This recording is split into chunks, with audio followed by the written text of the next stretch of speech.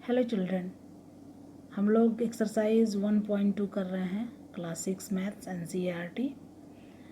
Previous video में हम लोगों ने क्वेश्चन नंबर 1 से लेकर क्वेश्चन नंबर 3 तक कर लिया है और इस वीडियो में क्वेश्चन नंबर 4 करेंगे और इसका सॉल्यूशन स्टेप बाय स्टेप होगा। तो चलिए क्वेश्चन 4 से स्टार्ट करते हैं। Question number 4, Kriti books store sold books worth 2,85,889 in the first week of June and books worth rupees 4,768 in the second week of the month.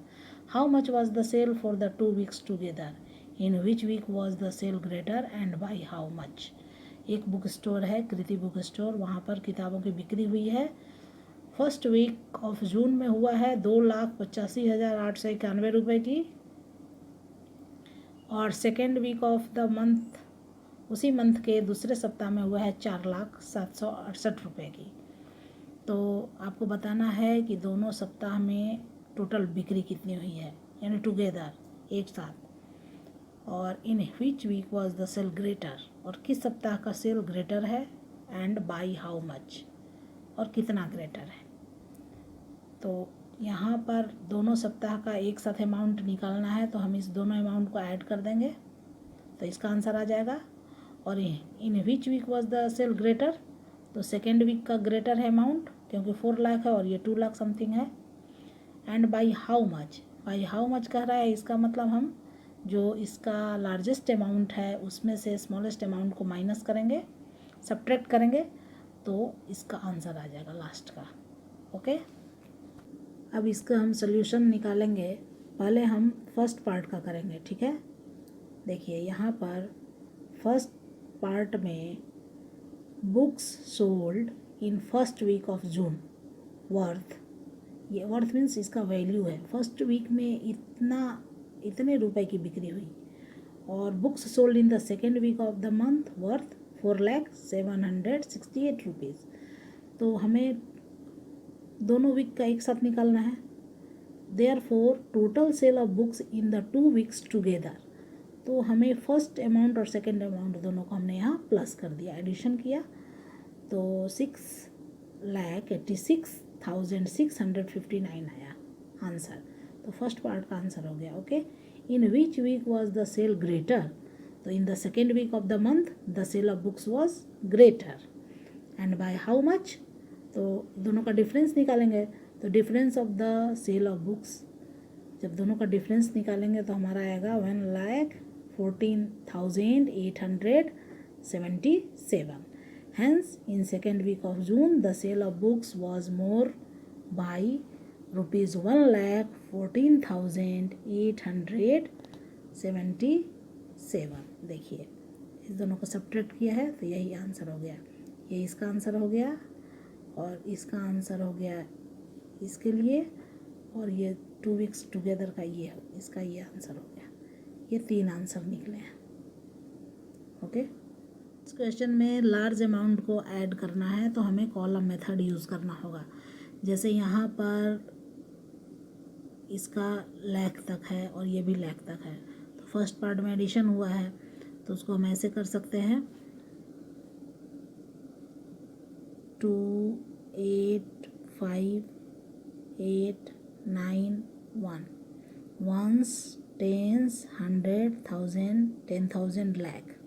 ठीक है, तो फिर इसको इस अमाउंट को हम लिखेंगे 8,6,7,0,0,4। पीछे से बैक से हम लोग लिखते हैं, अब ऐड करेंगे 8 + 1 9, 9 + 6 15, 5 1 कैरी कर लिया, तो 8 + 7 15 और +1 16 6, फिर 1 इसको कैरी किया, 5 + 1 6 8 और 6। तो ये टोटल आपके अमाउंट हो गए फर्स्ट पार्ट का इसका। ठीक है, अब सब्ट्रैक्ट करना था हमको ग्रेटेस्ट अमाउंट में से स्मॉलेस्ट अमाउंट, तो फिर 4 लाख को हम ऊपर लिखेंगे 4,0,0,768।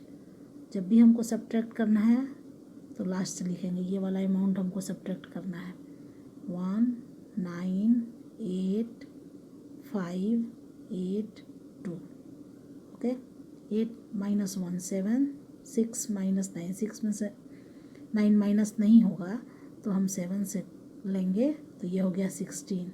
16 माइनस 9 7, और यहाँ 6 बचा, 6 माइनस 8, 6 में से 8 माइनस नहीं होगा तो फिर हम यहाँ से लेंगे, तो ये 3 हो जाएगा, ये हो जाएगा 9, और ये हो जाएगा 9, और ये हो जाएगा 16। ठीक है, तो 16 में से 8 गया 8, और 9 माइनस 5 4, 9 माइनस 8 1, एंड 3 माइनस 2 1। समझ में आया? क्योंकि 0 6 है, यहाँ से लेंगे, 0 के पास है ही नहीं, इस 0 के पास भी नहीं है, तो वो 4 से लिया। 4 जब 1 दे दिया, 1 10 दे दिया तो 3 बचा, तो यहाँ 10 हुआ। फिर ये इसको दिया तो यहाँ 9 बचा, फिर ये इसको दिया तो यहाँ 9 बचा। इस तरह से ये इतना अमाउंट ज़्यादा है सेकेंड वीक में। Question number 5, find the difference between the greatest and the least numbers that can be written using the digits 6 2 7 4 3 each only once। यहाँ पर हमें डिफरेंस पता करना है, डिफरेंस निकालना है between the greatest and the list number. Greatest number और list number का डिफरेंस निकालना है जो कि इस डिजिट से बना हुआ है, यानी 6 2 7 4 3 डिजिट से हम एक बार ग्रेटेस्ट नंबर बनाएंगे और एक बार स्मॉलेस्ट नंबर बनाएंगे, फिर इस दोनों का हम डिफरेंस निकालेंगे। ठीक है, और इंस्ट्रक्शन इसमें है कि एक डिजिट को हम सिर्फ एक बार ही यूज़ कर सकते हैं, ईच ओनली वंस, यानी प्रत्येक डिजिट को एक बार ही यूज़ करना है, रिपीट नहीं करना है। यहाँ पर जब कॉमा दिया है तो ये डिजिट्स हो गया है, और जब ये कॉमा हट जाएंगे तो वो न्यूमरल्स हो जाएंगे, नंबर्स बन जाएंगे। तो पहले हम इससे ग्रेटेस्ट बनाएंगे। तो ग्रेटेस्ट नंबर बनाने के लिए क्या करेंगे, पहले जो ग्रेटेस्ट नंबर है उसको, मतलब हम इसको डिसेंडिंग ऑर्डर में अरेंज कर लेंगे, यानी ग्रेटेस्ट नंबर हो जाएगा 7 6 4 3 2, और फिर उसके बाद असेंडिंग ऑर्डर में।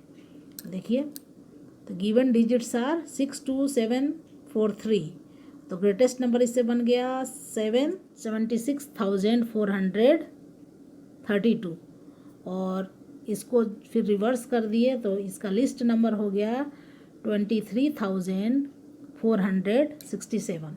अब चूँकि डिफरेंस कर रहा है तो दोनों को हम सब्ट्रैक्ट करेंगे, यानी 7 6 4 3 2 में हम जब माइनस करेंगे 2 3 4 6 7, 2 में से 7 माइनस करना नहीं होगा तो फिर हम यहाँ से लेंगे, तो ये 12 माइनस 7 5, और फिर यहाँ 2 बचा तो फिर इससे लेंगे, फिर 12 माइनस 6 6, यहाँ 3 बचा, फिर इससे लेंगे, 13 माइनस 4 9, और 5 माइनस 3 2, और 7 माइनस 5 2 5, यानी 52,965 डिफरेंस आएगा। हम लोग क्वेश्चन नंबर 6 करेंगे। A machine on an average manufactures 2,825 screws a day. How many screws did it produce in the month of January 2006? एक मशीन है जो मैन्युफैक्चर करता है, बनाता है स्क्रू। 2,825 स्क्रू एक दिन में बनाता है, और डे है मतलब एक दिन में इतना मैन्युफैक्चर करता है, इतना बनाता है स्क्रू एक मशीन, यानी इसका एवरेज मैन्युफैक्चरिंग है। How many screw did it produce in the month of जनवरी 2006? 2006 के जनवरी मंथ में ये टोटल कितना स्क्रू बनाएगा? तो एक दिन का स्क्रू दिया हुआ है, एक दिन में इतना बनाता है, और हमको जनवरी मंथ का निकालना है, और हम लोग जानते हैं कि जनवरी मंथ में नंबर ऑफ डेज होते हैं 31 डेज, यानी 1 डे का गिवन है screw, number of screw given है एक दिन का, तो हमको 31 डेज का निकालना है, यानी 31 से हम 2,825 को जब हम मल्टीप्लाई करेंगे तो जो भी आएगा वो जनवरी मंथ का आ जाएगा total number of screw. Okay, तो number of screws manufactured in a day is given 2,825, and number of screw manufactured in the month of January is equal to 31 by इतना। तो 31 क्यों है, क्लियर है, क्योंकि जनवरी में हमारा 31 डेज होता है, जनवरी में होता है 31 डेज। तो हमको एक दिन का पता है और 31 डेज का निकालना है, तो इसको मल्टीप्लाई करेंगे। यहाँ पर हम लोग मल्टीप्लाई करेंगे 2825 को मल्टीप्लाई करेंगे 31 से, ठीक है। पहले 1 से मल्टीप्लाई करेंगे 2825, 1 5 ज़ा 5, 1 2 ज़ा 2, 1 8 ज़ा 8, 1 2 ज़ा 2 आ गया। अब 3 से मल्टीप्लाई करेंगे तो यहाँ पर 0 प्लेस करेंगे, 3 5 ज़ा 15, 1 आया, 3 2 ज़ा 6 प्लस 1 7, फिर 3 8 ज़ा 24 और 2 कैरी हो गया इस पर, और 3 2 ज़ा 6 और 2 प्लस 8।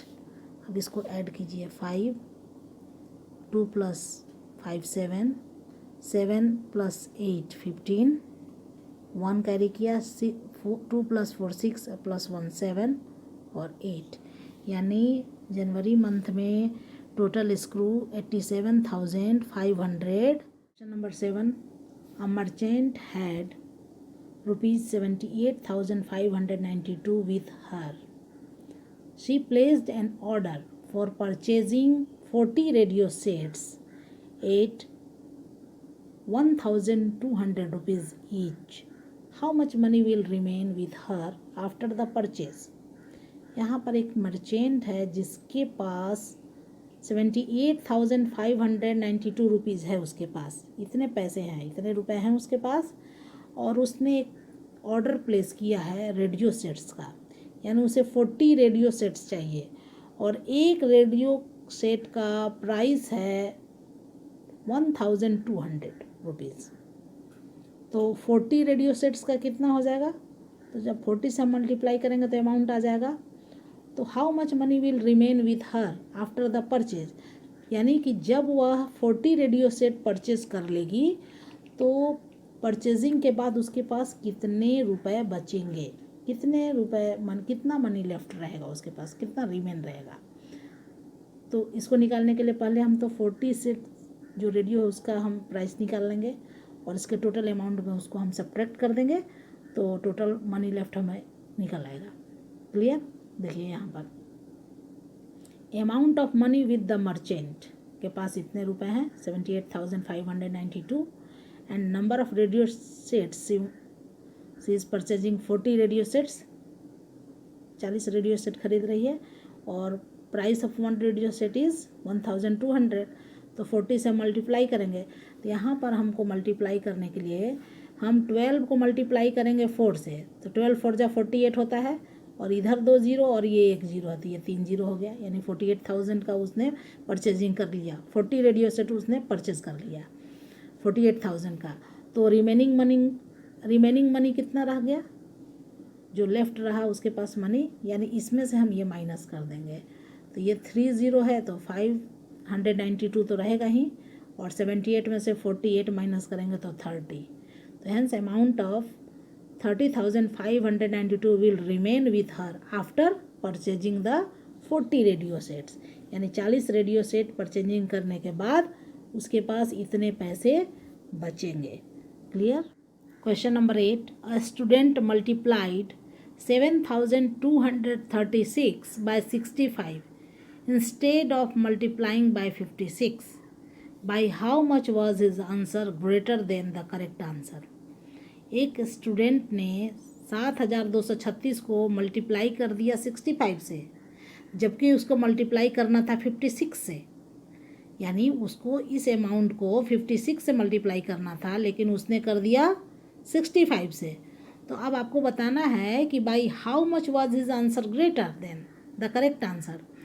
तो जो करेक्ट आंसर आना चाहिए उससे तो इसका ज़्यादा आंसर आएगा, तो कितना ज़्यादा आया है ये फाइंड आउट करना है।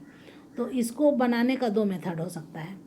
एक तो आप करेंगे 7,236 को मल्टीप्लाई हम करेंगे पहले 65 से, ओके, जितना भी आएगा, और फिर एक बार करेंगे इसको हम 56 से। करना किससे था, उसको करना था इससे, यही करेक्ट आंसर है, लेकिन उसने कर दिया 65 से। तो ये जो अमाउंट आएगा उस अमाउंट को हम इस अमाउंट में से माइनस कर देंगे, तो हमें करेक्ट कितना ग्रेटर है अमाउंट ये पता चलेगा। फर्स्ट मेथड ये है, ओके। और सेकेंड मेथड है, हम क्या करेंगे कि हमें करना था 56 से और हमने कर दिया 65 से, तो 65 में से हम 56 को माइनस करेंगे, यानी कितना ज़्यादा हो गया, 15 माइनस 6 9, यानी 9 ज़्यादा हो गया। यानी हमें 56 से करना था और हमने कर दिया 65 से मल्टीप्लाई, यानी 9 ज़्यादा है। तो जब 7236 को हम 9 से मल्टीप्लाई कर देंगे और जो अमाउंट आएगा वही अमाउंट ग्रेटर होगा, जो करेक्ट आंसर से यही अमाउंट ज़्यादा होगा। तो दो मेथड है, तो हम सबसे इजी मेथड तो यही लग रहा है, तो इसी के थ्रू हम इसको सॉल्व करेंगे। देखिए okay. क्या करेंगे, student has multiplied 7236 by 65 instead of multiplying by 56। तो दोनों का डिफरेंस कितना आ गया, दोनों का डिफरेंस आ गया 9। तो जब 9 से हम इसको मल्टीप्लाई करें तो हमारा इतना आंसर आया। कितना आंसर आया, 65,124। यानी जो आंसर, जो करेक्ट आंसर है उससे इतना ग्रेटर आया है। The answer greater than the correct answer is 65,124। We don't need to do both the multiplied, हमको दोनों मल्टीप्लाई करने की यहाँ पर ज़रूरत नहीं है। वो जितना ज़्यादा है उससे हम इस अमाउंट को जब मल्टीप्लाई करेंगे तो वो आंसर आ जाएगा। क्लियर।